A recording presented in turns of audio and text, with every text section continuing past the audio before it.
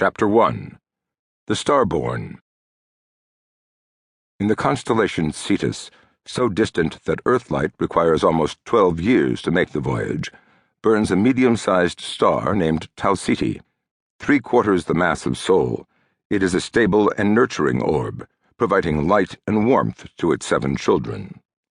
Of the 7 major planets surrounding the star, Tau Ceti 4 is the only one known to support life in all its splendor and infinite variety.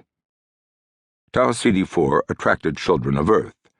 Evidence of this is to be found in the starship Geographic, now orbiting Tau Ceti 4, its depleted deuterium snowball fuel sac shrunken to little more than a husk. The metasleepers who once occupied it for more than a century during its journey at 10% of light speed have long since descended to the planet's surface. The embryonic animals, frozen in storage for their use, have almost all descended as well. Fewer than 10% still remain. Life remains aboard Geographic, but it is no longer biological life. The supercomputer known as Cassandra still lives, communicating with her children below whenever needed, although their smaller computational units satisfy all but the most complex requirements. The human beings who traveled here from Earth have had critical needs indeed. Some of their brains have been clouded by ice crystals from imperfect metasleep, damaging their minds in ways both subtle and profound. Still, they conquered this planet, or strove to until the world fought back, doing all in its power to wipe them from its face. When humans became part of the ecological cycle, they disrupted that of a local life form. A pseudo-reptilian creature they called Grendels rose against them in vast numbers, fueled by terrible hunger and buoyed by speed and ferocity beyond human experience. Humans survived that too, and to the degree possible to such frail and flawed creatures, gained wisdom. They bore and raised their children, both through their bodies and by decanting embryos, whose plasticity weathered the rigors of frozen sleep far better than had the adults who cared for them. And in this new world, terrible but partially tamed, those children grew.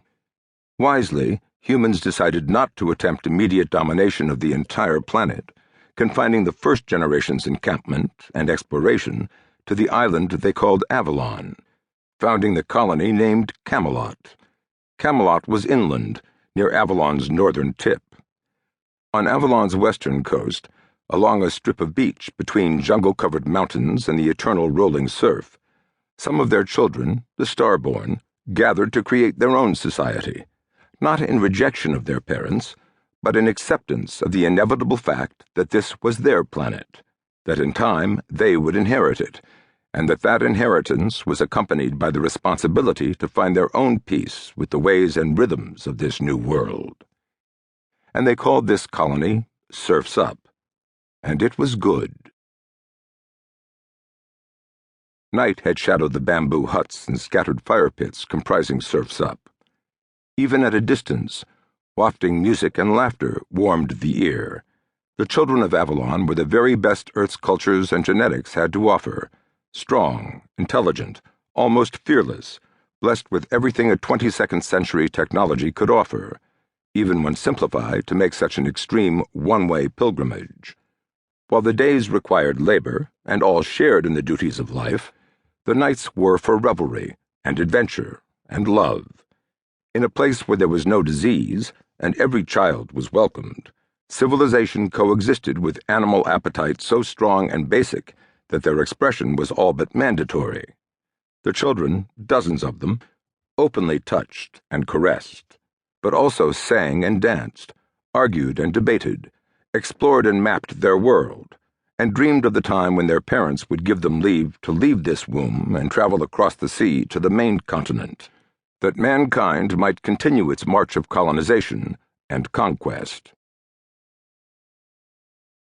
The waves rolled black against the shore, as they had since long before the men of Earth had dreamed of visiting Tau Ceti 4, or any planet, or indeed had even known that other worlds existed at all.